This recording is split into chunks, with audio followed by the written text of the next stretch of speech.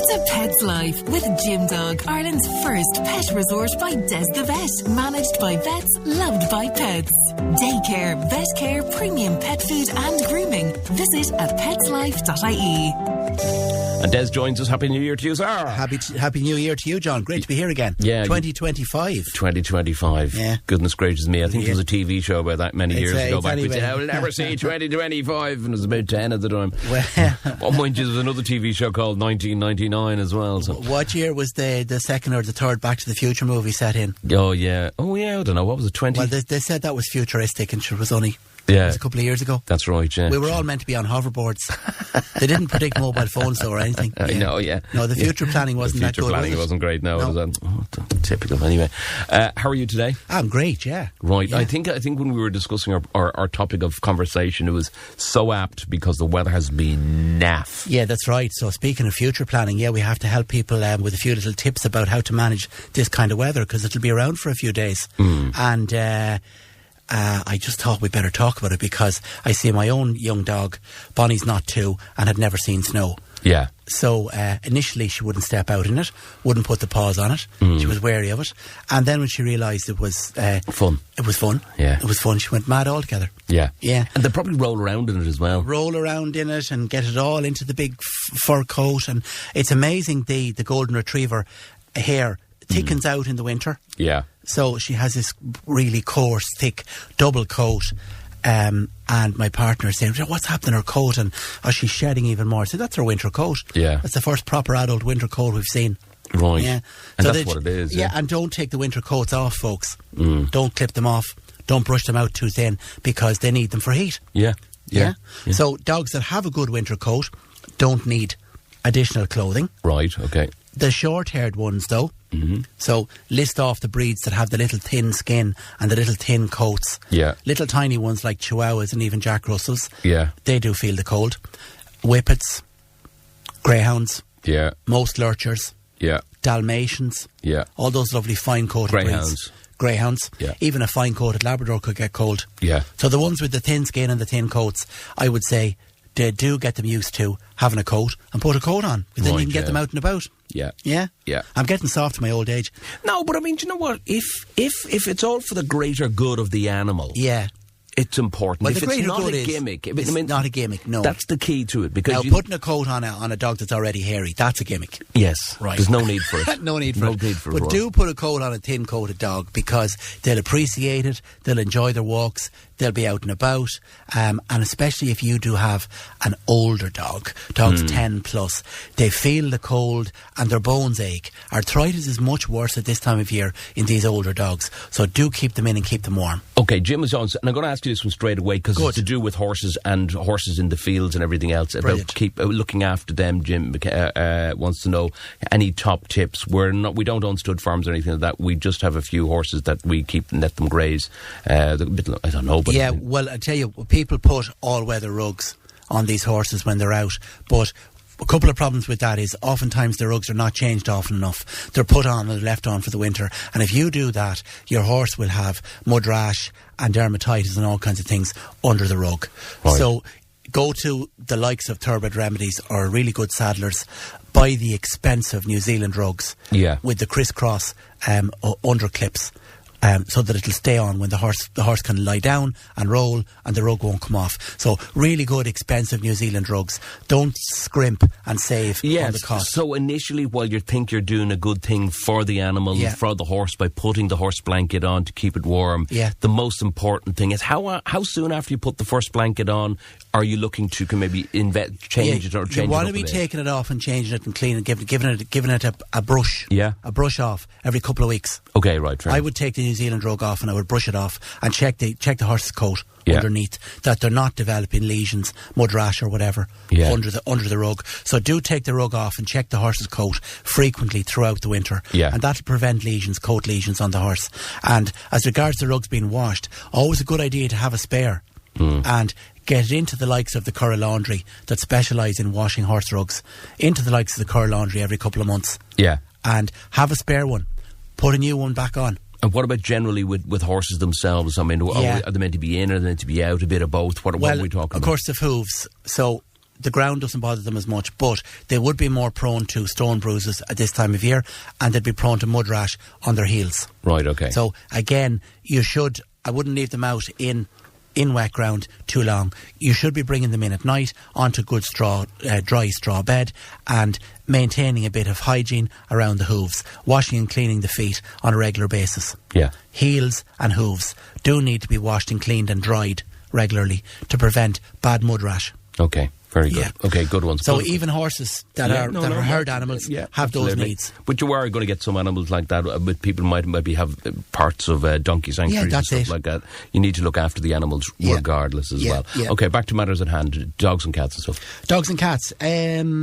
Actually, Niall from the Curl Laundry dropped in a load of lovely old horse rugs that he couldn't repair anymore into us, and they're fantastic for dog bedding. Dogs love them. So we would have a busy boarding kennels, and they're on concrete, but we place nice mattresses and nice what are they rugs called? And beds over them. They're horse blankets? Yeah, a type of a New Zealand rug. Right, and that's what you use for the dogs? Yes. But if dogs are not used to maybe that type of environment, are they inclined to eat the blankets? Providing they're used to a bed yeah. at home in their own house, they'll leave it alone. Yeah. If they're bored or they're agitated, they'll chew and eat. You have to watch that. Yeah, I noticed they'll that, rip things to shreds. And if you put a rug on a dog and he's not used to it, he'll pull it off and rip it to shreds as well. Right, okay. So if you have a thin coated younger pup, get them trained into wearing a coat in case you need to have to do it. Okay. With regards to these type of conditions, older dogs that have arthritis, unfortunately, I have to say this, and it's a sad time of year in ways, we do put to sleep more older dogs in December and January. I'm not joking you. Than we do the rest of the year. Are these older dogs that are kind of prominently outside or inside, or just family pets? It could be both. It could be both. Nowadays, the modern pet, they don't handle being out as much. Right. Okay. The farm dog probably would handle being out because he'll creep into the hay barn and he'll find a warm place to lie. Yeah. But the old idea of the dog being out in the kennel in the yard, no, that's not really workable anymore. These dogs, they are a bit softer and they need to be in. They should be in. When I say about older dogs, they don't handle the changes of the seasons, whether it's the dark, the damp, the cold temperatures, whatever it is. You just find that dogs that are probably carrying injuries and carrying arthritis and maybe have an underlying condition already, the winter is very hard on them. Yeah. So I would say to people, if you have a dog 10 plus, have it in at night. Okay, definitely brilliant. This time of year. What about people who generally keep their dogs out in kennels? How do you look after them during the cold weather? Yeah, infrared lamps are a great thing, John. We were talking about them in use for whelping or bitches that have pups. So infrared lamps, again, you can get them in any good hardware store. You'll get them in places like Turbid Remedies on the Curragh. They're online. You'll get them in a lot of builders providers, won't you? Yeah, and you'll get them. You get them on in the big pet stores, and you'll get them on Amazon and wherever you get. Good infrared lamps come with a type of a chain. You can clip them up to the ceiling. And they're not that expensive. No, for 40 or 50 euros. 50 quid, and you plug them in, and they'll generate as much heat as a good radiator. Yeah. And you could have it on. You could have it on at night. I was saying that I was just highly complimentary of my neighbour who was setting up that, and he had 2 outdoor dogs, which he uses obviously for hunting or whatever he used them for. But I just saw the lamps, and he's leaving them since the cold weather came. Yeah, the glow, you could see it coming through, but there was a huge difference because the animals had quietened down, and I just saw fair dues to me. You invested into putting in, and then I started looking into it because I knew we were doing this slot. But you can get something like electric blankets for dogs that are built into the beds. Yeah, we use those in the hospital. A type of a mattress with an electric blanket built into it. Yeah. So they're very useful for heating up sick dogs and keeping dogs at the right body temperature after surgery. Yeah. So those type of electric blankets, we use those. Yeah, very good. And they're waterproof, so a dog can pee on them. Yeah, you see, so there's no risk of whatever. And the other one I thought was good, which were mentioned infrared lights, was actually panels, literally heat panels. Heat panels. They look like little radiators, and they're just panels, and you place them at the back wall of a kennel or whatever, and it brings the heat towards. Yeah, them. now greyhound trainers use those. Do they? Yes, in their stables. And in their sheds, particularly in the whelping sheds. Yeah. And you'll find if you go into a good professional greyhound stables, they'll have wood shavings on the floor, they'll have heat lamps in the ceiling, and they'll have those heat panels on the walls. Brilliant. Because greyhounds are thin, they really do feel the cold. Yeah, very good. All right, keep going. Greyhounds, by the way. Do you know greyhound racing has just been banned in New Zealand? Yes, I saw that, yes. So that's really making the news because there are only 7 or 8 countries in the world where there is still greyhound racing. Yeah. Though it's become a sport that, for animal welfare reasons, has become unpopular. And just modern times have caught up with it, really, I suppose. So there's now only England, Ireland, the US, probably Australia, Singapore, China, a few other places, I think, still have greyhound racing. And it's been banned. It's been phased out in 2025 and banned altogether as of 2026 in New Zealand. Right. Now, they're saying that's going to come across into Europe. The difficulty with that is, whatever you feel about greyhound racing, you have to look at the way momentum is going. There's an inexorable pull of public opinion towards that. And I can see that it's just time's going to catch up with it. It is, because how often do we see that the likes of those type of dogs, greyhound dogs and whippets and lurchers, they seem to be always in the kennels, or they seem to be always in rescue homes, and they seem to be offloaded. And I think people are, public perception has changed, and social media is into the forefront. Yeah. So that also has a knock-on effect. Yeah, I decided I'd mention that, just throw that in about the greyhound racing being banned in New Zealand, because first of all, if you've just said it'll probably happen that eventually it'll be banned here. I'm not predicting that, or I'm not advocating that. No. I'm not advocating it or predicting, but I'm afraid it might go that way. Yeah. So what I want to say to people is, do consider rehoming. If you're the type of person who is favourable towards taking in a rescue dog, don't go buying a puppy. Anybody out there who feels that they'd like a dog in 2025, don't go buying a puppy. Go to the rescue centres, have a look, and consider rehoming a greyhound and taking in a greyhound. They make lovely pets. Yes, you're absolutely right. I'll tell you what makes a fabulous pet, and absolutely, a friend of mine, I went over to her house the other day in Dublin, and she has a 9-month-old lurcher. Right. Yes. This guy was a lunatic, as in friendly as hell. He nearly licked me to death, jumping up on me. Now, I know he hasn't been trained yet, but he was a rescue dog, and subsequently he was abandoned, and now he's a completely different lunatic in such a positive way. It was great to see a dog like that rehomed. So the thing about lurchers is, lurchers are kind of a working breed. Yep. They're bred in close proximity to people. They're usually trained and taught to be obedient, and taught to be well socialised around people as well as other animals from an early age, because they're bred by hunting people. Yeah. Now, the reason there's so many of them in rescue centres, I'd say, to be fair, they're probably overbred. Yes. And the ones that aren't don't have a great drive, as they call it, the ones that aren't good at hunting, end up in the rescue centres and end up being fostered. Fabulous. And rehomed. Fabulous temperament. And they make great pets. They're really healthy. So a lurcher is a kind of a colloquial term, and it's a cross between a greyhound or a whippet. Yeah. With maybe a bit of collie and a bit of Labrador in there as well. Yeah. So they usually have a rough coat, and they're small to medium, and they're low maintenance. Yeah. They're an easy pet. And you were saying to me before about these guys, they don't like going out for long 2-mile walks. So they want a quick run out and a burn off the few calories, and they're happy as Larry. It's funny, you think because they're so fast and they're sight hounds that they're going to be very high maintenance, but their exercise needs are modest enough. 30 to 40 minutes of a bit of a run. Couple of times a day. Now, I do say it about every dog, John, that dogs need their cardio. They need a run, not just a walk. Yeah. But if you have a greyhound or a lurcher, he only needs a bit of a run. Yeah. And he'll happily sleep and be a good companion for most of the rest of the day. Yeah. Class. Absolutely. I can tell you a few greyhound charities if you like.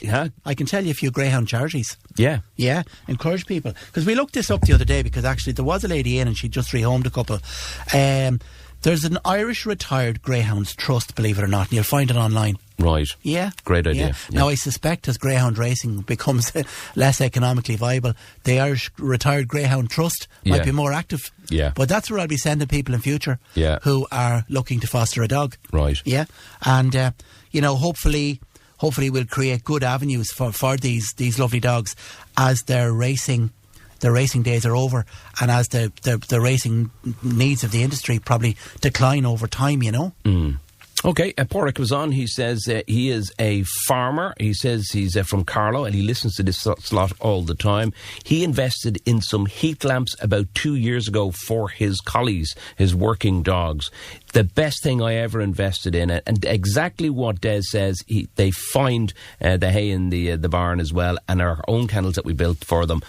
Basically, they've put the heat lamps in. He said, and they're not expensive to run. No, they're not expensive to run. Do you know what? People like that who farm for a living and rely on their dogs. They're usually the best dog owners. Okay, another one regarding heat lamps. Hi guys, I was just wondering, should I or can I put heat lamps into my hen house? Yeah, you can. Yeah, but I've seen people do it. It's a bit like when you see the battery kind of. Well, no, that's a different story. But I mean, you look at what they do. People do it. Yeah. You can get ones that throw off a little bit less heat, that are of lower frequency or lower intensity. Yeah. And they're the ones I've seen in hen houses. So the UV or the infrared isn't as intense. Yeah, okay. Check that out yourselves. Just Google Very it. good. Yeah, Google. Good question as well. What about cats in the cold weather, Des? I mean, they just do their own thing. Well, cats are heat-seeking, right? Cats are descended from the desert cat of Iran, Iraq, the Middle Eastern region. Yeah. They love heat. They are heat-seeking. They'll want to be indoors. Yeah. And they'll stay in as much as possible. Yeah. You might have the odd adventurous cat who likes to do a bit of hunting that might stray out looking for a little, but not too many. The problem with cats is they don't know how to tell the time. So when we let our cat out during the cold weather there for the last couple of days, and then he comes in at a certain time in the evening, and then by 2:30 in the morning at 3 o'clock he goes meow meow meow meow. Let me out. And he just goes out to the door and he looks at the snow or he looks at the ice and he taps and he looks back and he runs out for 3 minutes. And literally, he's at the back door 3 minutes later. That's what's called having your cake and eating it. I know, but anyway, and then he'll start you off again. But the problem is we don't get any sleep. But that's just the weather that it's in at the moment. Okay, see another couple of questions coming in there. Let's have a quick look. We have 3 chihuahuas. They are all rescues. I didn't know what I was getting into with them, but I cannot house train them, and they bark at everything that moves. Please help. They're feisty and they tend to be a bit independent and stubborn and difficult to train. You like to start very early with them. Yeah. The problem with rescues is they could be older and it's harder to train them. Do you know, I see that a lot. Little ones coming into us into the surgery and they bark and bark and bark. Yeah. I don't know if there's an answer to that. One little tip you could try would be the crate training. Yeah. So they do want to be around. Think of the psychology of these little dogs. They want to be active. They want to be around people. So how would you punish them? How would you disincentivize them from barking? One way would be to isolate them, put them into a crate. So get one of those crates, as I call them, which are the collapsible cages that you can buy on Pet Stop or whatever. Yeah. And put the dogs in them as a little punishment when they bark too much. Right. And throw a rug or a blanket over the crate. Yeah. So you're depriving them of a little bit of it's boring. It's boredom time, in other words. Right. You take the whole sensory element out of it, put them in under a blanket in the crate. Right. And they'll learn to be quiet. But I mean, chihuahuas and dogs like that are kind of, we all know them as yappy-os. Yeah, they're little, they bark. They bark. I think they're probably descended from a guard dog. They think they're bigger than they are.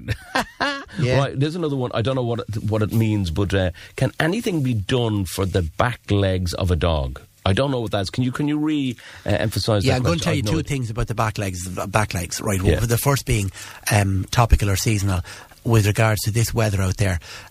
What I've seen a lot even over the last 2 to 3 mornings in our doggy daycare facility with dogs coming in and out, they're getting cracked pads. Are they? Yeah. Yeah, and chilblains. They're little bits of kind of burns in the soft part of their pads from the frosty ground. Okay, yeah. So those cracked pads, they are a hazard in this weather. So what you do need to do is you need to wash their feet in warm water and dry them when you come back in from a run. Okay, so that's the first thing, cracked pads. Secondly, older dogs with hip dysplasia, hip problems, arthritis in their hips, they're going to be stiffer and sorer at this time of year than normal. Okay. So the older dog seize up. That's what I mean when I talk about how hard it can be for older dogs to get through the winter.